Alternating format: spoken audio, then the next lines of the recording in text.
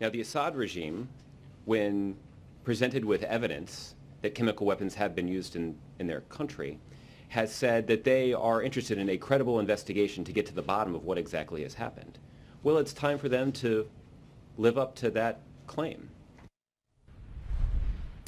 Welcome to Opinion Journal Live. I'm Dan Henninger. Well, the case for U.S. action in Syria continues to build, with some suggesting that the Obama administration may strike as early as later this week. Here with me to discuss this is the Journal's Global View columnist, Bret Stephens. Welcome, Bret. Good to be here. Bret, you have a very striking column in the paper today. It's called Target Assad. You're suggesting that the first priority should be to kill Bashar Assad himself. Why? Well, for a number of reasons. First of all, moral accountability. Chemical weapons have only been used, at least in my lifetime, by one other person, and that's Saddam Hussein. It's nearly unprecedented for chemical weapons to be used against one's own citizens.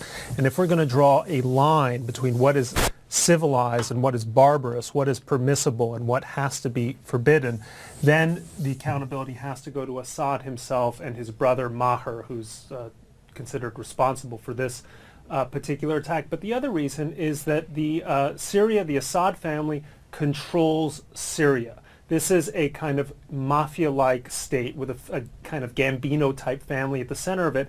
And so there's a strategic benefit for cutting off the head of that particular snake. It could help bring the end of this, bring an end to a civil war, which is something that people should want. Now, the news is full of these rumors of a strike, possibly starting Thursday, maybe over several days. What would you expect? Do you think that possibly Assad would be on the target list or not? My guess is he won't be. My fear is that this is going to be a strike that really resembles Bill Clinton's eve of impeachment strike on Iraq in December of 1998, which is to say you hit a lot of random targets, not quite sure what you're hitting, but really what you're doing is you're making a political statement, not trying to change the stakes on the ground. Well, one issue with that is the credibility of the United States. A lot is loaded up on this. You know, the European allies have finally decided to step in behind the United States if it was willing to lead. If you have an outcome like that, what would be the effect on U.S. credibility? Well, you know, I think it would diminish it. And again, going back to 1998, Saddam Hussein's international popularity actually rose after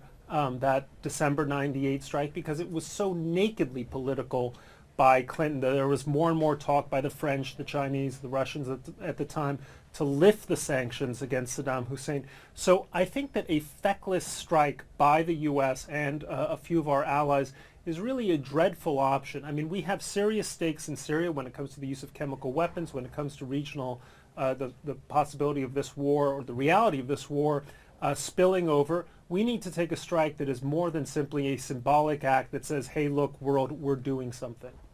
Why announce it 3 days before you're going to do it, in effect, leaking it? Well, look, maybe this is the most fantastic head fake since George Patton assembled a dummy army opposite Calais in 1944. But again, this is part of the pattern of this administration. I mean, we talk about secrecy, the National Security Agency, this big debate. Why do you need secrets? I mean, we are effectively announcing our war plans to the enemy, and it's bizarre and unfortunate but characteristic behavior by this administration. All right, thanks a lot, Bret.